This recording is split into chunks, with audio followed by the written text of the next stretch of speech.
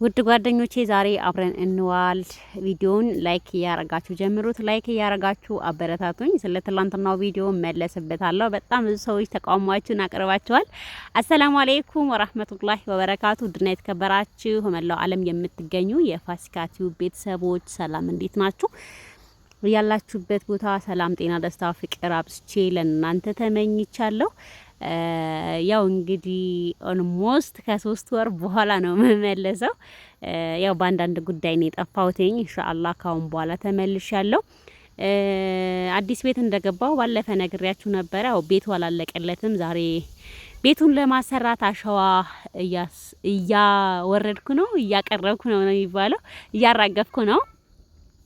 ዙሪያው ግርፍ ይቀረው ነበር ቤቱ። ያው ብዙ ነገር ይቀረዋል፣ ግን ዙሪያ ግርፍ ዛሬ እስኪ ስንት እንደሚጨርስ ነግራችኋለሁኝ። የጭቃ ቤት ያሰራችሁ ሰዎች ማለት ነው። ይሄ እንግዲህ ለ54 ቆርቆሮ ነው። 54 ቆርቆሮ ዙሪያ ግርፍ ስንት ይጨርሳል የሚለውን እኔ የጨረስኩትን ለእናንተ አጋራችኋለሁ። ያው ከመጀመሪያ ቤቱ ዙሪያው እንደዚህ ሽቦ ተመቷል።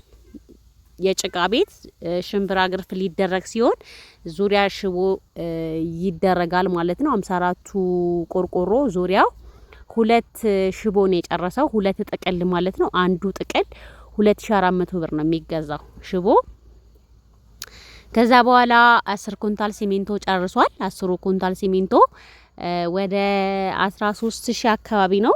ዳንጎቴ ሲሚንቶ አንደኛው የሚባለው ያው እንግዲህ ሲሚንቶ ረክሷል። በዚህ አጋጣሚ ቤት ማሰራት የምትፈልጉ ሰዎች ሲሚንቶ በጣም የወረደው 1300 ብር ነበረ። እኔ ሳሰራ ለኢድ ነው ቤቱን ያሰራሁት። በነገራችን ላይ ያው አሁን ላይ 1100 ገብቷል አሉ። ቤት ማሰራት በተለይ ብሎኬት ቤት ማሰራት የምትፈልጉ ሰዎች ሲሚንቶ አሁን ላይ ገዝታችሁ ብታስቀምጡ በጣም ነው ትርፋማ የምትሆኑት ጓደኞቼና እኔ ሲሚንቶ 2000 ብር ገዝቼ አውቃለሁ። 1 ኩንታል ሲሚንቶ ማለት ነው። የዛሬ አመት አካባቢ በጣም ተወዶ ነበረ። አሁን ማሻአላ በጣም ረክሷል።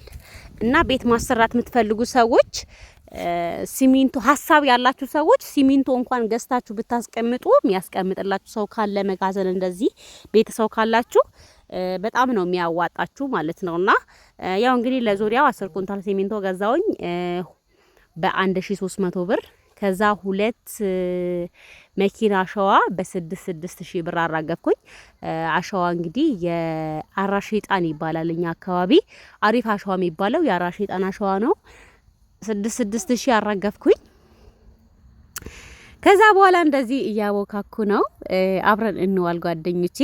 ያው እንግዲህ ሰሞኑ በጣም ጠፍቻለሁ። ኢንሻአላህ ከዚህ በኋላ የለት ብሎጌን አሳያችኋለሁ። አብዛኞቻችሁ ደግሞ ትዳሬን አዲሱ ትዳሬ በጣም ነው የተቃወማችሁት። ሊሽ አባይ ሊሽ ተቃወማችሁ። እኔስ እዚህ ጋር የሲሚንቶና አሸዋው እንደዚህ ያደባልቀው ነው ግርፍ የሚሰሩትና እንደዚህ ያደባለቁ ነው። በነገራችን ላይ ቤት ማሰራት በጣም መስዋዕት ያስከፍላል፣ ያሳርፋችኋል። የሰው ፊት አይገርፋችሁም ቤት ካላችሁ። ግን ስትሰሩት በጣም ነው የምትደክሙበት። የደከማችሁበትም ያህል አልহামዱሊላህ በጣም ነው የምታርፉበት። ስፔሻሊ ልጆች ካሏችሁ ደግሞ ልጆቻችሁ በቤታችሁ ቢጫወቱ፣ ቢበሉ፣ ቢጠጡ፣ ቢጮሁ በቃ እንደፈለጉ ቢቦርቁ መብታቸው ነውና ያው ቤት ትደክሙበትም ታርፉበታላችሁ ለማለት ነው። የሰራተኛ የእጃቸው ወደ 16000 ብር ነው የከፈልኩት። ብቻ አጠቃላይ ለግርፉ ወደ 70000 ጨርሻለሁ። ያ ማለት ቤት መስራት ቀላል እንዳልሆነ ነው የምነግራችሁ። በተለይ ደግሞ የጭቃ ቤት ሲሆን ፕሮቶኮሉ በጣም ከባድ ነው። አንደኛችሁን በብሎኬት ከዚህ በፊትም ተናግሬያለሁ። ቤት ማሰራት የምትፈልጉ ሰዎች ሳታበዙት በብሎኬት ጠርመጠን አድርጋችሁ በሰሩ ነው የሚቀላችሁ። እኔ ይሄ ያለ አላማዬ ያለ ፕሮግራሜ እየሰራሁት ቤት ነው። ያው እንግዲህ ከኖርኩበት አይቀር ደግሞ ግዴታ ማሳደስ አለብኝ ብዬ እንጂ ያው አሁን ያለውበት አካባቢ ለመኖሪያም ብዙም አይመችም። ያው እንግዲህ በቅርብ ሰዓት ኢንሻአላህ የራሴ ቤት እስካሁን የደከምኩለት ቤት ገብቼ ታዩኛላችሁ። ይሄ ግን ያው ልጆች ስላሉብኝ በሰው ቤት ከመንከራተት ብዬ የገባውበት ቤት ነው። እና ጓደኞቼ እንደዚህ እየተሰራ ነው። መጨረሻው ምን ላይ እንደደረሰ ብቻ አሳውቃችኋለሁኝ። ያው ሙሉ ሂሳቡን ሰራውላችሁ። 2 ጥቅል ሽቦ በ2400 2400 4800 ከዛ በኋላ ወደ 4 ነው ወደ 6 ባኬት ሚስማር ወደ 4000 ጨርሷል። ከዛ በኋላ ሲሚንቶ ወደ 13000 ያው እንግዲህ ትራንስፖርት ምናምን የሌለበት ማለት ነው። አሸዋ 12000 ብር ከዛ የእጃቸው 16000 ብር ብቻ ወደ 70 ምናምን ሺህ ብር ጨርሷል ማለት ነው። የጭቃ ቤት ትንሽ ያደክማል። አንደኛው በብሎኬት ይሻላል። እዚህ ጋር ፊት ለፊቱ ላይ መጀመሪያ ጅብሰም አድርጌው ነበር ስገባ እንዳያችሁት ነጭ ነበረና ያው ጅብሰሙ ደግሞ አንደኛ ውበትም የለውም፣ ሁለተኛ ዝናብ ሲነካው ይነሳል ማለት ነው። ከጭቃው ተለይቶ ስለሚነሳ እሱን ይሄ ራሴ ነኝ ያራገፍኩትኝ በነገራችን ላይ እና ጓደኞቼ ያው ግቢን አዲስ ግቢ ስለሆነ በጣም እያሳማመርኩ ነው። ኢንሻአላህ በቪዲዮ አሳያችኋለሁ። ጽድት ያለች ግቢ ነው ያለች።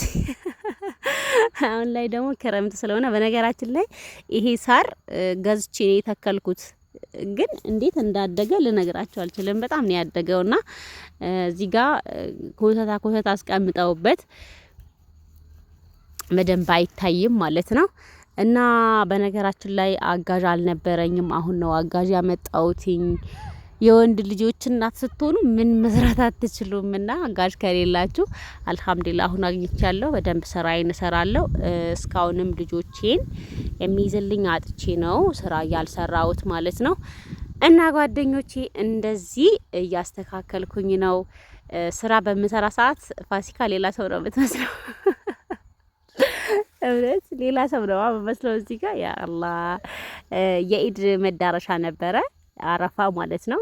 5 ቀን ነው 6 ቀን ነበር የቀረው። እንግዲህ እንደዚህ እያጣደፍኩኝ ነው ቤቱን ለማሰማመር። ከዛ በኋላ አለቀልኝ። መጨረሻው ግን እንዴት እንደሆነ አሳያችኋለሁ በቪዲዮ። አሁንም አላለቀለትም ብታዩ 54 ቆርቆሮ ማለት በጣም ትንሽ ነው፣ ግን የሚወጣው ወጪ ወይም የሚወስደው ፕሮሰስ ልነግራችሁ አልችልም። ገና መስታወት አልተገጠመም። ገና ይሄ ቋሚዎቹ እንጨት ናቸው። ኮነል አልተደረገም፣ እንትን ሽቦ ማለት ነው። ይሄ በረንዳው አልተስተካከለም በሽቦና በጣም ብዙ ነገር ነው የሚቀረው። ያው መጨረሻ ላይ ደግሞ ውበቱ እንዴት እንደሆነ አሳያችኋለሁ ጓደኞቼ ሲያልቅ ማለት ነው። የዛሬ ውሎዬ ይሄን ይመስል ነበረ። ቤት የምታሰሩ ሰዎች አላህ ያግዛችሁ። ውድ ጓደኞቼ ቻናሌ በጣም ቀዝቅዟል። ላይክ እያረጋችሁ አበረታቱኝ። እወዳችኋለሁ። ፋሲካ ነኝ። የትላንትናው ቪዲዮ ደግሞ መልሶ ልጄላችሁ መጣለሁኝ። ቻው ቻው።